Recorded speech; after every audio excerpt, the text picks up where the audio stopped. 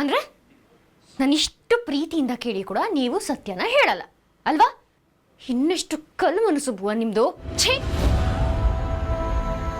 ನಾನು ಸ್ವಲ್ಪ ಟೈಮ್ ಕೊಡು ಶ್ರದ್ಧಾ, ಎಲ್ಲ ಹೇಳ್ತೀನಿ. ನಿನಗಲ್ದೆ ಇನ್ಯಾರಿಗೆ ಹೇಳಿ ನಾನು? ಬೇಕಾಗಿಲ್ಲ. ನೀವು ಹೇಳೋದು ಬೇಡ, ನಾನು ಕೇಳೋದು ಬೇಡ. ಶ್ರದ್ಧಾ,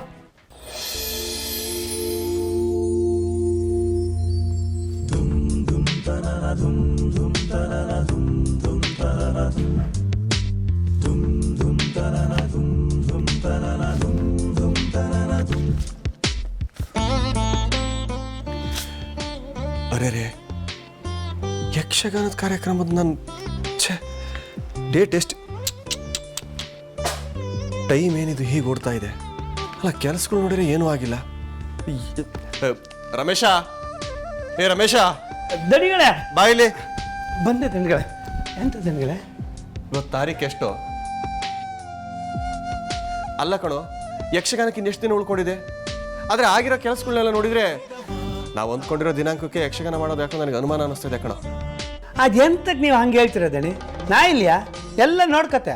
ಸರಿ, ನೀನು ಮೊದಲು ಹೋಗಿ ಮೇಲ್ದವ್ರ ಹತ್ರ ಮಾತಾಡ್ಬಿಡು, ಆಯ್ತಾ? ಸರಿ ದಣಿ. ಆಮೇಲೆ ಅವತ್ತು ಎಷ್ಟು ಜನ ಬರ್ತಾರೇನೋ ಗೊತ್ತಿಲ್ಲ. ಎಲ್ರಿಗೂ ಯಾವ ತೊಂದರೆನೂ ಆಗದಿರೋ ಹಾಗೆ, ಕಮ್ಮಿ ಬರೋದಿರೋ ಹಾಗೆ ಕಾಫಿ ಟೀ ಊಟದ ವ್ಯವಸ್ಥೆ ಎಲ್ಲ ಆಗಬೇಕು.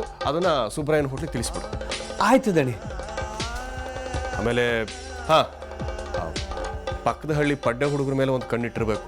ಯಕ್ಷಗಾನ ಟೈಮ್ನಲ್ಲಿ ಕತ್ಲು ಅಂತೇಳಿ ಅಲ್ಲೋ ಇಲ್ಲೋ ಮರೆಯಲ್ಲಿ ಕೂತ್ಕೊಂಡು ಗುಡಿ ಗುಡಿ ಮಾಡ್ಲಾ ಶುರು ಮಾಡ್ಕೊಂಡ್ಬಿಡ್ತಾರೆ. ಈ ಹಳ್ಳಿ ಜನಗಳು ಅಷ್ಟೇ ದಡ್ರಿದ್ದಾರೆ. ಜೂಜ್ ಅಂತೇಳಿ ದುಡ್ಡನ್ನೆಲ್ಲ ಹಾಳು ಮಾಡ್ಕೊಳ್ತಾರೆ. ಆಯ್ತು ದಣಿ, ಅಂಥವ್ರು ಯಾರು ಕಂಡ್ರೆ ಸಮಾನಾಗಿ ಬಡ್ದು ವಾಪಸ್ ಕಳಿಸ್ತೆ.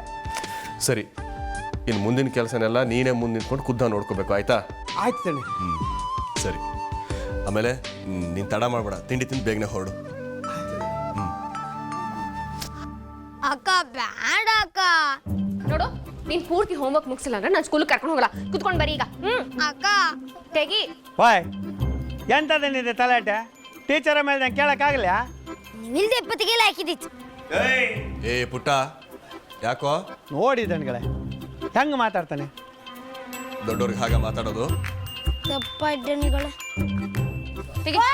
ಎಲ್ಲ ಎಲ್ಲಿದ್ರೆ ಬೆಳಿಗ್ಗೆ ತಿಂಡಿ ರೆಡಿ ಇತ್ತು. ಹಸಿವಿದ್ದವರು ಕೂಡಲೇ ಬನ್ನಿ, ಹಸಿವಿಲ್ದವರು ಮಧ್ಯಾಹ್ನ ಸೀದಾ ಊಟಕ್ಕೆ ಬನ್ನಿ. ಬೇಗ ಬನ್ನಿ ಬನ್ನಿ ಬನ್ನಿ ಬನ್ನಿ. ಏನು ಕಣ್ಣನವರೇ, ತುಂಬ ಖುಷಿಯಾಗಿದ್ದೀರಾ ಅನ್ಸುತ್ತೆ. ಮೊದಲನೇ ಸಲ ಊಟಕ್ಕೆ ಉಪ್ಪು ಕರೆಕ್ಟಾಗಿ ಹಾಕಿದ್ರೆ ಹಾಗೆ ನೋಡಿ ನೋಡಿ, ಅದೇ ಖುಷಿ ಎದ್ದು ಕಾಣ್ತದೆ ಮುಖದಲ್ಲಿ. ಅದಲ್ಲ ಕದ, ನಾ ಬಂದಿಲ್ಲ ಅದಕ್ಕೆ. ಅದ ಹಂಗಲ್ಲ ಭುವನ.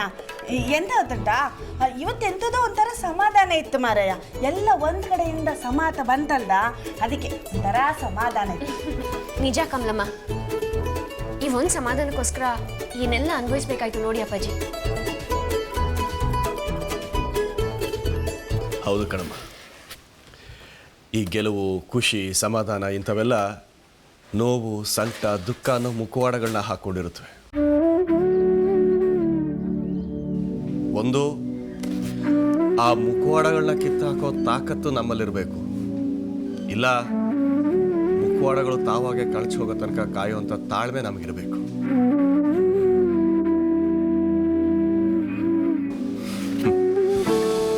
ಎಲ್ಲ ಕಾಲದ ಕಾಲಗುಣ. ಆ ತಾಳ್ಮೆನೆ ಅನ್ಸುತ್ತೆ ನಮ್ಗೆ ಇಷ್ಟೊಂದು ತಾಕತ್ ಕೊಟ್ಟಿದ್ದು.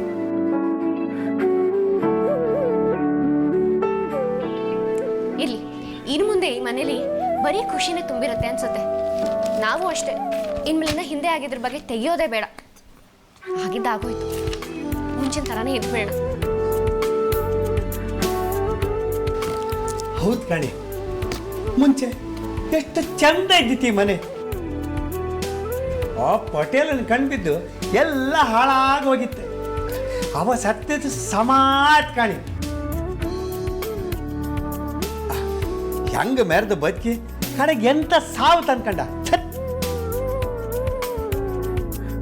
ರಮೇಶ, ಸಾವು ಅನ್ನೋದು ಅಷ್ಟು ಸುಲಭವಾಗಿ ಮಾತಿಗೆ ಸಿಗೋ ವಿಷಯ ಆಗಬಾರ್ದು.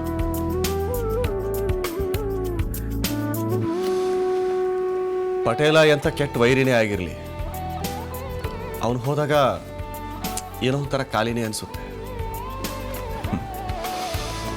ಹೇಗೆಗೋ ಬದುಕಿಬಿಟ್ನಲ್ಲ ಅಂತೇಳಿ ಬೇಜಾರನ್ನು ಅನಿಸುತ್ತೆ. ಸರಿ, ಸಾವಿನ ವಿಷಯ ಮಾತಾಡ್ತಾ ಕೂತ್ಕೊಂಡ್ರೆ ಹೊಟ್ಟೆಲಿರೋ ಹುಳುಗಳು ಸಾಯ್ತು ಅಷ್ಟೇ. ಸರಿ ಬನ್ನಿ, ಎಲ್ಲರೂ ತಿಂಡಿ ತಿನ್ನೋಣ. ಕಮಲಮ್ಮ ಬೇರೆ ಗಂಟೆ ಬಾರಿಸ್ತಾ ಇದ್ದಾಳೆ. ಅಕ್ಕ ತಿಂಡಿ. ಸರಿ, ತಿಂಡಿ ಮುಗಿಸ್ ಮಾಡ್ತೀಯ ಹೋಮ್ವರ್ಕ್ನ? ಹಾ. ಆಯ್ತು, ನಡಿ.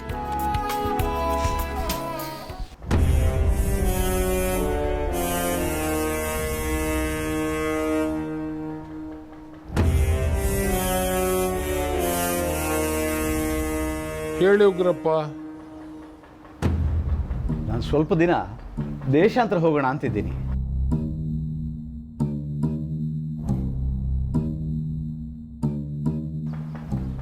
ಯಾಕೆ ಉಗ್ರಪ್ಪ, ನನ್ನಿಂದ ಏನಾದರೂ ಕಿರಿಕಿರಿ ಆಗ್ತಾ ಇದೆಯಾ? ಅಥವಾ ಯಾರಾದರೂ ನಿಮ್ಮ ಮನಸ್ಸಿಗೆ ಬೇಜಾರು ಮಾಡಿದ್ರ? ಇಲ್ಲಪ್ಪ, ರಾಜೇಂದ್ರನ ಮನೆಗೆ ಬಂದರೆ ಯಾರೋ ನನ್ನನ್ನು ಬಿರು ಬಿಸಿಲಿನ ಮರುಭೂಮಿಗೆ ಬಿಟ್ಟಂಗಾಗತ್ತೆ. ಅವನೆಲ್ಲ ಇಲ್ಲೇ ಇದ್ದಾನೆ ಅನ್ಸುತ್ತೆ, ಅವನನ್ನು ಹುಡ್ಕೋಣ ಅನ್ಸುತ್ತೆ. ಅದೆಷ್ಟೇ ಪ್ರಯತ್ನ ಪಟ್ಟರು ಅವನ ಸಾವನ್ನ ಒಪ್ಕೊಳ್ಳಿಕ್ಕೆ ಆಗ್ತಿಲ್ಲ. ನಿಮ್ಮ 100 ಪಟ್ಟು ದುಃಖ ನನ್ನನ್ನ ಎದೆಯಲ್ಲಿ ಇಟ್ಕೊಂಡಿಲ್ವ ಉಗ್ರಪ್ಪ? ನಾನು ಯಾರ ಹತ್ರ ಹೇಳ್ಕೊಳ್ಳಿ ಹೇಳಿ? ಈ ಥರ ಸುಖಿ ಮುಂದೆ ಕಣ್ಣೀರಿಟ್ರೆ ಪಾಪ ಅವಳು ಇನ್ನೂ ಕುಗ್ಗಲ್ವಾ?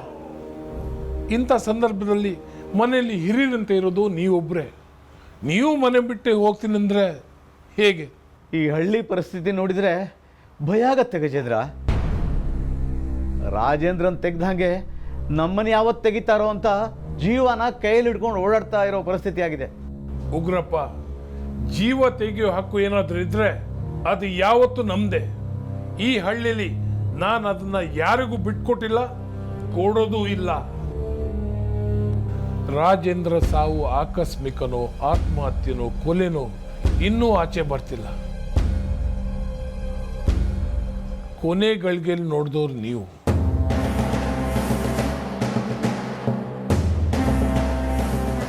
ನಿಮಗೂ ರಾಜೇಂದ್ರ ಸತ್ತಿದ್ದು ಹೇಗಂತ ಗೊತ್ತಿಲ್ಲ, ಅಥವಾ ಇನ್ನು ಯಾವುದೋ ಭಯಕ್ಕೂ ನೀವು ಏನೂ ಹೇಳ್ತಾ ಇಲ್ಲ. ಒಂದು ಹೇಳ್ತೀನಿ ಕೇಳಿ, ನಿಮ್ಮ ಜೀವ ಕಾಯೋದಕ್ಕೆ ನಾನಿದ್ದೀನಿ, ಆದರೆ ನೀವು ಬಿಟ್ಟು ಹೋಗೋ ಮಾತಾಡಬೇಡಿ. ಜೀವಕ್ಕಲ್ಲಪ್ಪ, ಜೀವನಕ್ಕೂ ಕಷ್ಟ ಆಗಿದೆ. ನಂದು ರಾಜೇಂದ್ರಂದು ಆ ಸಂಬಂಧನೇ ಬೇರೆ. ನನಗೇನು ಬೇಕು, ನನಗೇನು ಕಷ್ಟ ಅಂತ ನಾನು ಹೇಳದೆ ಹೋದರೂ ಕೂಡ ಅವನೇ ಅರ್ಥ ಮಾಡ್ಕೊಳ್ತಿದ್ದ.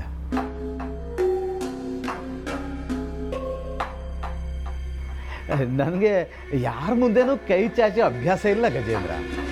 ಉಗ್ರಪ್ಪ, ಈಗೇನು ಹೇಳಿ, ನಿಮ್ಗೇನು ಕಷ್ಟ ಅಂತ ಹೇಳಿ? ದುಡ್ಡಿನ ಅವಶ್ಯಕತೆ ಏನಾದರೂ ಇದೆಯಾ? ಅದು ಎಷ್ಟು ಬೇಕು ಅಂತ ಹೇಳಿ. ನಾನು ಬೇರೆ, ರಾಜು ಬೇರೆ ಅಂತ ನೀವೇನು ಅನ್ಕೋಬೇಡಿ. ಅವನ ಜಾಗದಲ್ಲಿ ನಾನಿದ್ದು ನಿಮ್ಮನ್ನ ಮೊದಲಿನ ಥರನೇ ನೋಡ್ಕೋತೀನಿ. ಅದು ಪಂಚಾಯತಿ ಎಲೆಕ್ಷನ್ಗಂತ ನಾನು ಸ್ವಲ್ಪ ಕೈಯಿಂದ ಖರ್ಚು ಮಾಡಿದ್ದೆ. ಈಸ್ಕೊಂಡ್ರಾಯ್ತು, ಎಲ್ಲಿ ಹೋಗ್ತಾನೆ ರಾಜೇಂದ್ರ ಅಂತ ಸುಮ್ಮನಿದ್ದೆ. ಈಗ ಏಯ್, ಖಜಾನೆ ಕೀಲಿಕಾಯಿ ತಗೊಂಬರ್ರು. ಉಗ್ರಪ್ಪ, ಇಷ್ಟೇನಾ?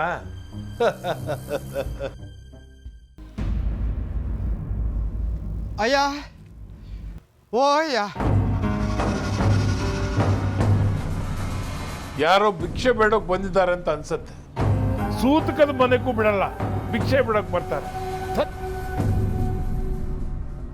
ಪಟೇಲ್ರೆ, ಭಿಕ್ಷೆ ಅವನಲ್ಲ, ಅದು ತಿಪ್ಪಣ್ಣ, ನಮ್ಮ ಜಮೀನಲ್ಲೇ ಕೆಲಸ ಮಾಡೋನು. ಏಯ್, ಅವನ್ಗೆ ಅದೇನು ಅಂತ ಕೇಳಿ ಗೇಟಿಂದ ಆಚೆನೆ ವಾಪಸ್ ಕಳ್ಸಿಕೊಡ್ರು. ಸರಿ ಯಜಮಾನ್ರೆ.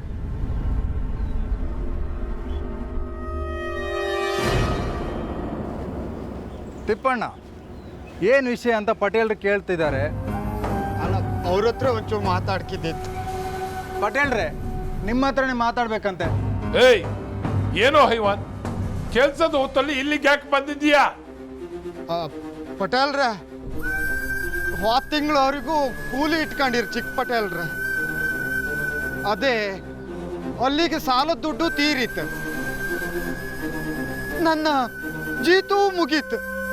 ನನ್ನ ಜಮೀನ್ ಪತ್ರ ಒಂದು ಕೊಟ್ರೆ ನಾನು ಜಮೀನ್ ಕಂಡ್ಕೊಂಡು ಹೋಗ್ತಿದ್ದೀನಿ. ಲೆಕ್ಕಾಚಾರದ ವಿಷಯ ಮಾತಾಡುವಷ್ಟು ಬುದ್ಧಿವಂತರಾಗ್ಬಿಟ್ರೆ ಈ ಹಳ್ಳಿ ಜನ ಉಗ್ರಪ್ಪ. ಏಯ್, ನಿನ್ನೆ ತನಕದ ಒಂದ್ ಲೆಕ್ಕ, ಇವತ್ತಿಂದ ಇನ್ನೊಂದು ಲೆಕ್ಕ. ಶಾಲೆ ಬಿಟ್ಟು ಹತ್ತಿಲ್ಲ ನೀನು, ಲೆಕ್ಕಾಚಾರ ಮಾತಾಡೋಕ್ ಬಂದಿದ್ಯಾ? ನೀನ್ ತೀರ್ಸಿರೋದು ಬರೀ ಚಕ್ರ ಬಡ್ಡಿ. ಏನ್ ಹೇಳು? ಚಕ್ರ ಬಡ್ಡಿ. ಇನ್ನು ಮಾಮೂಲಿ ಬಡ್ಡಿ ತೀರಿಸ್ಬೇಕು, ಅಸಲು ತೀರಿಸ್ಬೇಕು. ಏಯ್, ಇದೆಲ್ಲ ನಿನ್ನ ಮೊಮ್ಮಕ್ಕಳ ಕಾಲದವರೆಗೂ ತೀರಲ್ಲ. ಏನೇನೋ ಕನಸು ಕಾಣ್ಬೇಡ, ನಡಿ. ಯಜಮಾನ್ರ, ಹೋಟೆಲ್ರ ಹೇಳಿರು ಕಳೆದ ತಿಂಗಳಿಗೆ ನಿನ್ ಸಾಲ ತೀರಿ ತಂದಳಿ. ಉಗ್ರಪ್ಪನು ಇದ್ದೀರ ಆ ದಿವಸ, ಕೇಳಿಬೇಕಾರೆ ಉಗ್ರಪ್ಪನ ಹತ್ರ.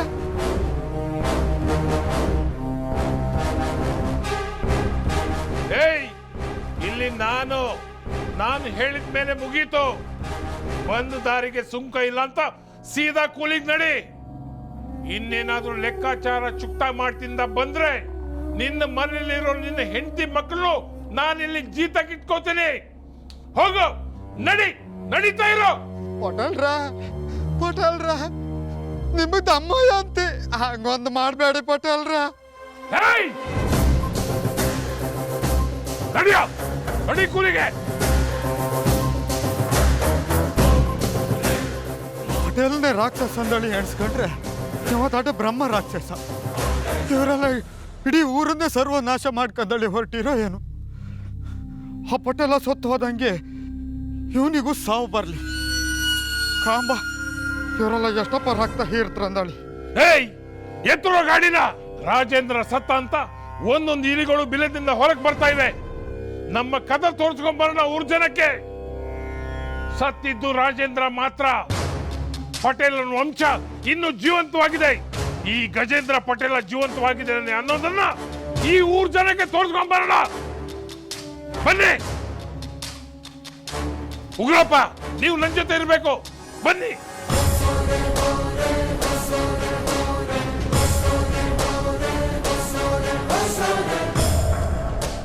ಗಾಡಿ ಸ್ಟಾರ್ಟ್ ಮಾಡು.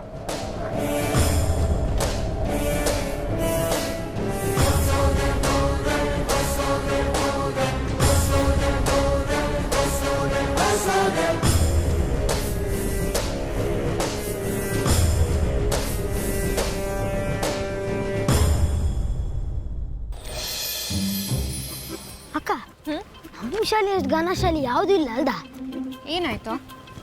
ಇಂದಿರೆ ಇಷ್ಟು ರಾಜಿ, ನೀ ಬಂದ್ರೆ ಶಾಲೆ, ನೀ ಕೊಟ್ಟರೆ ಪರೀಕ್ಷೆ. ಈ ಹಳ್ಳಿಲಿ ಇಂಥ ಶಾಲೆ ಇರೋದಕ್ಕೆ ಪುಟ್ಟ ಪಚ್ಚಿ ವೆಂಕಟಂತರ ಅರ್ಧಂಬರ್ಧ ತಿಳ್ಕೊಂಡಿರೋ ಜನ ಇರೋದು. ನೋಡು, ಈ ಹಳ್ಳಿಯವರ ವಿದ್ಯಾಭ್ಯಾಸ ಇಲ್ಲದೆ ಇರೋದಕ್ಕೆ ಆ ಪಟೇಲನಂತ ರಾಕ್ಷಸನ ಕೈಲಿ ಸಿಕ್ಕಾಕೊಂಡು ಒದ್ದಾಡ್ತಾ ಇರೋದು. ನೀನು ಅವ್ರ ಥರ ಆಗ್ಬೇಕಾ? ಹಾಂ, ನಂಗೆ ನಂಗೆ rock star like rock star. ಹಾಗಂದ್ರೆ ಎಂತ? ಅದಕ್ಕೆ ಎಷ್ಟು ಕಲಿಕತ್ತಕ್ಕ? ಅದಕ್ಕೆ ಬೋನ ನಂಗೆ ಉದ್ದುದ್ದ ಕೂದಲು ಬಿಡ್ಕ. ನಮ್ಮ ಕೆಮಿಯವ್ರಿಗೆ ಕೂದಲು ಬಿಟ್ಟರೆ ಸಾಮ ಬೈತಾರೆ, ಹುಚ್ಚಪ್ಪನ ಅಂಗಡಿ ಕಳಿಸಿ ಕಟ್ಟಿಂಗ್ ಮಾಡು ಕೇಳ್ತಾರೆ. ಇನ್ನು ಉದ್ದುದ್ದ ಕೂದಲು ಬಿಟ್ಟರೆ ಮಾರ ಕಟ್ಟಿ ಹಾಕ್ತಾರೆ. ನೋಡು ಪುಟ್ಟ, ಮೊದಲು ಒಂದೊಂದು ಹೆಜ್ಜೆ ಇಡ್ತಾ ಹೋಗು, ಚೆನ್ನಾಗಿ ಓದ್ತಾ ಹೋಗು. ಸ್ವಲ್ಪ ದಿನ ಆದಮೇಲೆ ನಿನಗೆ ಗೊತ್ತಾಗಿ ಹೋಗುತ್ತೆ ನೀನೇನು ಓದಬೇಕು ಅಂತ. ನಿನಗೆ ಯಾವ ವಿಷಯದಲ್ಲಿ ಆಸಕ್ತಿ ಇದೆ, ಯಾವುದನ್ನು ಬೇಗ ಕಲಿತೀಯಾ, ಇದೆಲ್ಲ ತಿಳ್ಕೊಂಡ್ಮೇಲೆ ನೀನು ರಾಕ್ ಸ್ಟಾರ್ ಬೇಕಾದ್ರೆ ರಾಕ್ ಸ್ಟಾರ್ ಆಗು, ಡಾಕ್ಟ್ರ್ ಬೇಕಾದ್ರೆ ಡಾಕ್ಟ್ರ್ ಆಗು, ಮತ್ತೇನಾಗ್ತೀಯೋ ಅದನ್ನಾಗು. ಸರಿನಾ? ಹ್ಞೂ ಅಕ್ಕ. ಈಗ ಬೇಗ ನಡೀತೀಯಾ? ಸ್ಕೂಲಿಗೆ ಟೈಮ್ ಆಗ್ತದೆ. ಇನ್ಮೇಲಿಂದ ನಮ್ಗೆ ದಿನ ಶಾಲೆ ಇರುತ್ತಲ್ದ? ಆ ಪಟೇಲನ ಕಾಟಕ್ಕೋದಿಲ್ಲ ಅಲ್ದ? ಗೊತ್ತಿಲ್ಲ ಪುಟ್ಟ, ಕೆಲವರು ರಕ್ತ ಬೀಜಾಸುರ ಅಂತಾರ. ಅವ್ರು ಹೋದರೂ ಅವ್ರ ಥರ 1000 ಜನ ರಾಕ್ಷಸರನ್ನ ಸೃಷ್ಟಿ ಮಾಡಿ ಹೋಗಿರ್ತಾರೆ. ಈ ವಿಷಯದಲ್ಲಿ ನಮಗೆ ದೇವರೇ ದಿಕ್ಕು ಅಷ್ಟೆ. ಅಕ್ಕ, ಅಲ್ಕಣಕ್ಕ, ಪಟೇಲನ್ ಜೀಪ್ ಬತ್ತಿತ್ತು.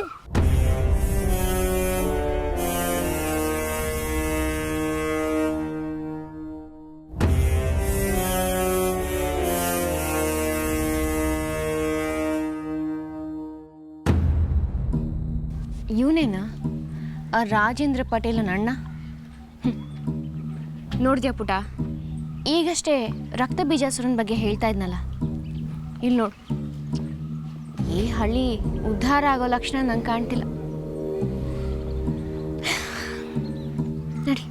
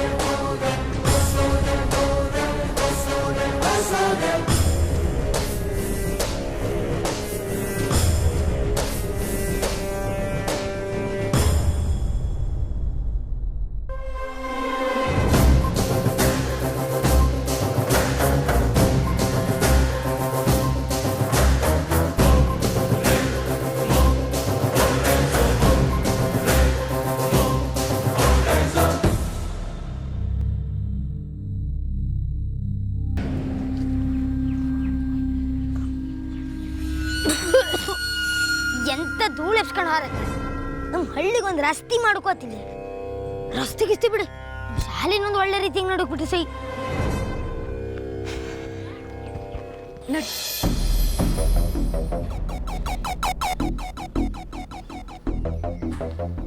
ಗಜೇಂದ್ರ ಪಟೇಲರಿಗೆ ಸುಸ್ವಾಗತ.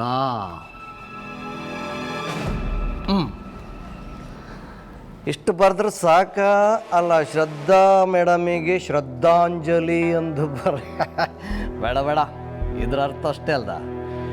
ಬಾಯ್ ಬಾಯ್ ಶ್ರದ್ಧಾ.